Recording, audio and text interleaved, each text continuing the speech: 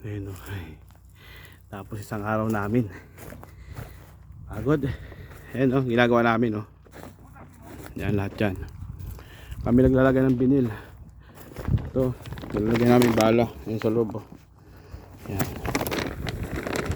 Ito, nilalagay namin to. Ito. Bali ito. Nilalagay ko dyan dito. Usukin dyan dito. Yan o. Diba? Tuwan-tuwa yung amo ko eh. Kala nila marunong magtrabaho eh. Siyempre, sayang isang araw, diba? Kahit di ko alam trabaho, alam ko eh. Galit na galit. Pinagmumura ako. Pero okay lang, masaya naman ako na experience ko, diba? Sabi niya kasi sa akin kanina sa office, marunong ka pa talaga? Marunong ka pa may experience? Ito, marunong pa ako yan, sabi ko. Marunong ako dyan. Veterans ako dyan. Pagdating dito, wala pala ako alam. Galit na galit siya. Bahala kayo dyan. Galit na galit siya. So ilan, hati sila. Kakain na kami. So yun, tapos na naman yung sadyang.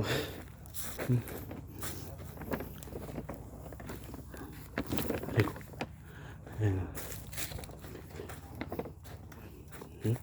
Ayan, dalawa. Ayan ba? Ang alam talaga nila, marunong ako. Mali ko ba pag paano gumamit sa binil-binil. Ayun o. Nilalagay sa bubong. Siyempre madiskarte ako. Yes, ang jalam. Na. Kakain na daw kami. Kain na kami. Happy day. Ay, thank you Lord. Ay. Buhay OFW here South Korea.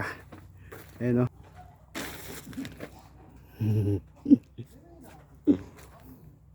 Ito yung binil o. Binil plastic yan dito. Ayan, binil. Binabalot namin dito yan. Nilagyan namin ng plastic yung bubong. Bubungan namang strawberry. Ito yung strawberry o. Ano yung mga yan? This year magtutubo na yun, tapos mag-harvestan. Kinasikaso na nila. Haba yan, no? Haba yan, di ba?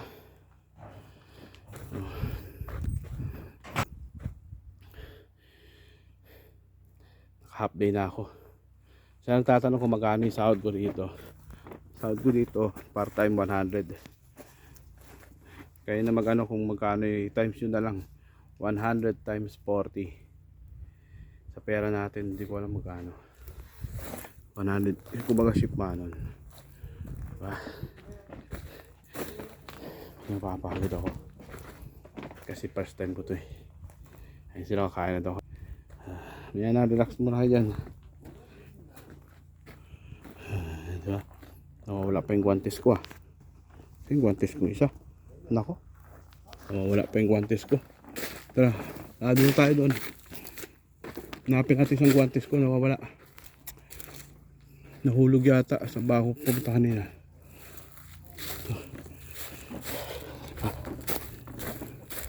Yan ang ugali ng mga Koreano.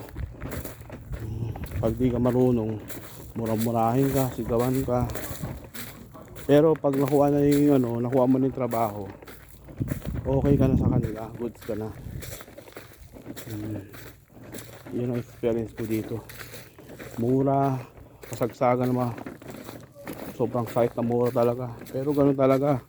Gusto ko magtrabaho eh. Sana ba tong tsanggap po? Nawala isang tsanggap po eh. Saan mo nilagay? Hala.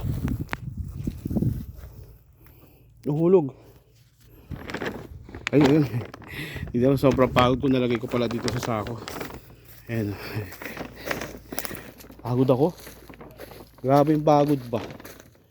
Pero okay lang, laban. Siyempre gusto natin to eh. Gusto natin ma-experience sa magkapera, di ba? Sayang eh. Magkano rin yung